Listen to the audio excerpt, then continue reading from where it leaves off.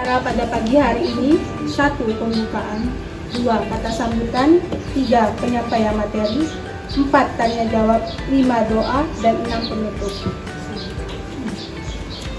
Sebelum memulai acara pada pagi hari ini, ada baiknya kita ucapkan lafaz basmalah. Bismillahirrahmanirrahim. Kedua, kata sambutan dari pembimbing lahan pemberdayaan masyarakat kepada Waalaikumsalam warahmatullahi wabarakatuh. Yang terhormat Ibu Kader di wilayah Kelurahan Sawah Lebar, yang terhormat Ibu Reni selaku Kepala Pusdibutai, dan yang saya cintai adik-adik dari Pondok Kemenkes Behul D3 S1 ya, S1 kebingungan. Puji syukur saya padatkan kehadiran Allah Subhanahu wa Ta'ala, di mana pada hari ini kita dapat berkumpul di Pusdibutai dalam acara penyuluhan pemberdayaan masyarakat dengan motivasi mereka dan berjudul Tiket Kader, yaitu peningkatan ilmu kehamilan risiko tinggi pada kader di wilayah Puskesmas Sawah Lebar.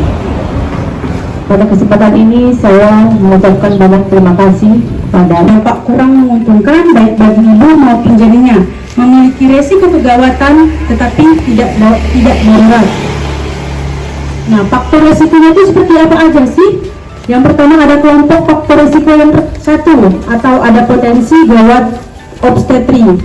Ada primi muda, yaitu kehamilan pertama di bawah usia 20 tahun, primi tua, yaitu kehamilan pertama pada usia di atas 35 tahun, primi tua sekunder atau jarak kehamilan lebih dari 10 tahun, lalu ada usia hamil lebih dari 35 tahun, grande muti atau anak lebih dari 4, lalu ada anak terkecil kurang dari 2 tahun, tinggi badan kurang dari 145 cm, riwayat obstetri. Nah, riwayat obstetri ini bisa jadi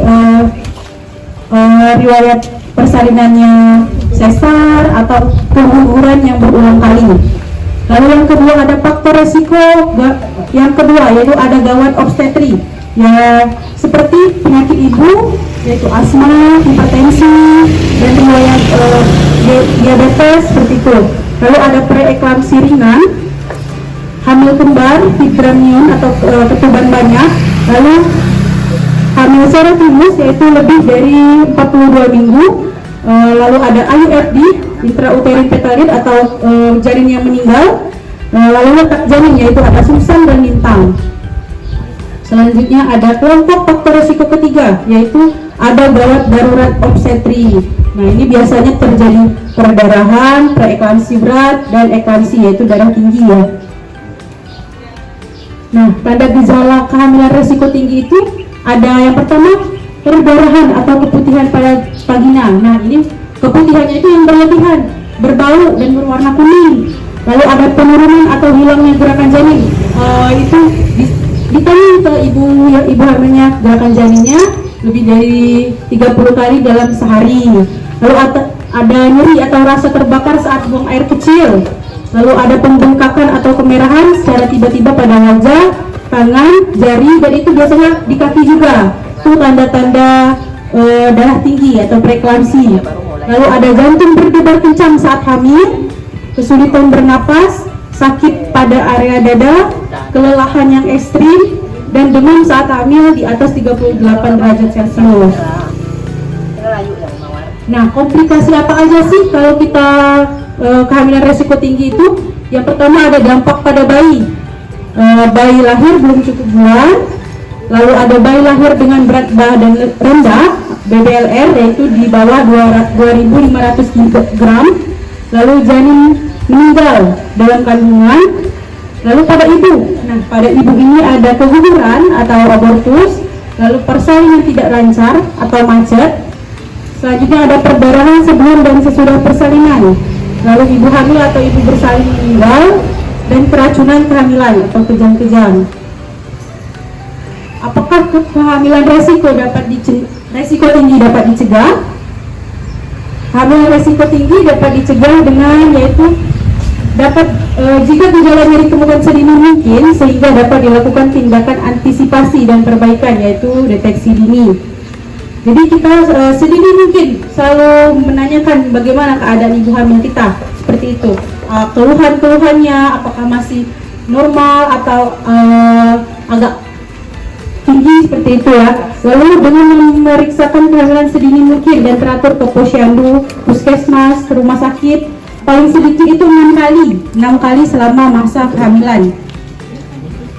Selanjutnya mendapatkan imunisasi TT 2 kali, yaitu imunisasi tetanus 2 kali, lalu mengenali tanda-tanda kehamilan resiko tinggi, yaitu yang tadi.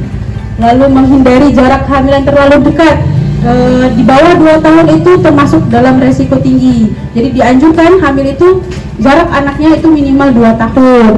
Lalu ada makan makanan yang bergizi, yaitu memenuhi 4 sehat 5 sempurna, dan bila ditemukan kelainan resiko tinggi, pemeriksaan harus lebih sering dan lebih intensif.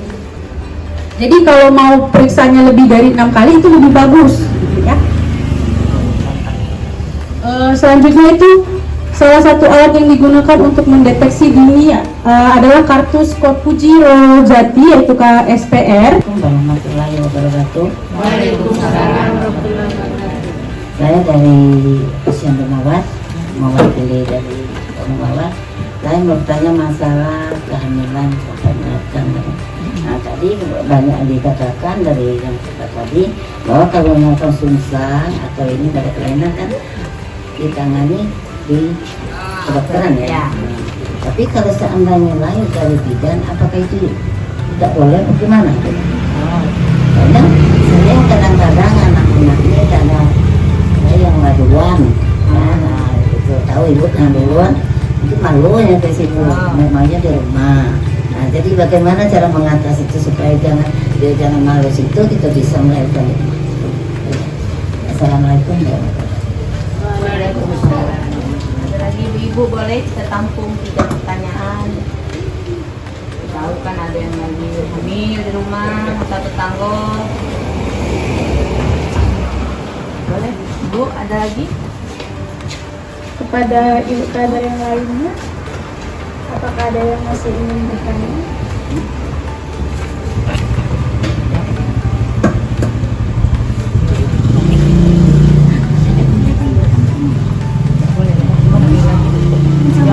Senangnya tidak apa-apa, Bu. Ya, kami nyemil kita santai we kita. Jawab deh. Siapa yang jawab?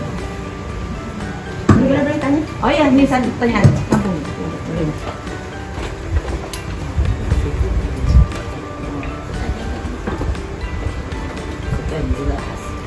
Assalamualaikum warahmatullahi wabarakatuh. Saya Ibu Elvi dari Posyandu Melati. Tadi dari keterangan adik tadi ada di situ risiko tinggi itu termasuk yang bayi kembar ya. Jadi yang saya tanyakan tuh apa memang bayi kembar itu memang ada kemungkinan berisiko gitu? Apakah tidak semuanya atau memang itu mengkhawatirkan? Ya? Mungkin itu saja. Assalamualaikum warahmatullahi wabarakatuh.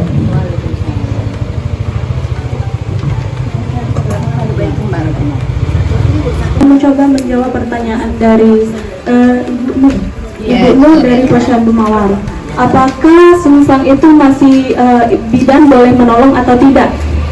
Sebenarnya kalau untuk praktik bidan mandiri sekarang sudah tidak diperbolehkan lagi untuk dilakukan atau membantu lahiran sungsang.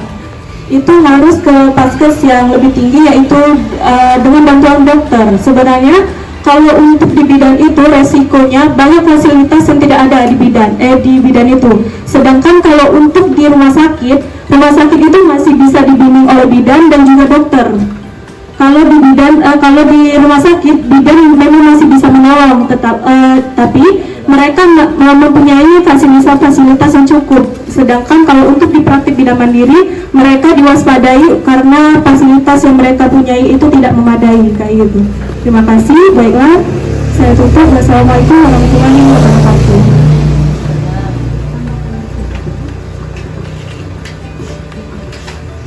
Ada penambahan dari saudari Laura, dipersilakan.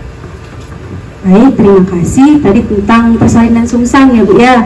Nah, benar tadi dibilang bahwa di bidan itu sudah tidak boleh lagi menolong persalinan sungsang karena dampak dari persalinan itu sendiri sangat besar gitu. Jadi kalau di rumah sakit itu kan diawasi oleh dokter, terus bidannya juga banyak gitu kan. Kalaupun ada apa-apa alatnya lebih memadai. Nah, yang mana komplikasi karena persalinan sungsang itu ada distosia bahu. Jadi bahunya tuh susah keluar ibu. Karena kan yang keluar pantat dulu nih. Kepalanya takutnya nyangkut. Iya, gitu. Lalu kekurangan oksigen karena kepalanya lama nyangkut tadi, takutnya pernapasan bayinya susah juga. Nah, lalu ada perdarahan beresiko setelah mengeluarkan bayi tadi karena tidak sesuai dengan posisinya gitu. Lalu infeksi karena mungkin ada pada saat persalinan itu terjadi hal-hal yang tidak kita. Dampak negatifnya itu tadi, nah bisa kelahirannya prematur, belum saatnya lahir, udah lahir, lalu berat lahirnya rendah, kurang dari 2.500. Lalu kita nggak tahu pada saat asmanya kambuh, keadaan janinnya gimana. Nah itu makanya asma jadi termasuk ke resiko tinggi.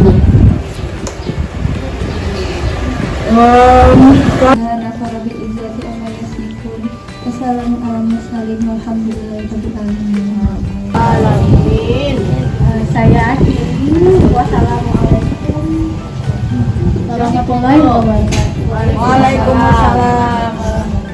Selanjutnya kita foto dulu ya Ibu. Pemberdayaan masyarakat di UPTD Puskesmas Sawalebar. Sukses!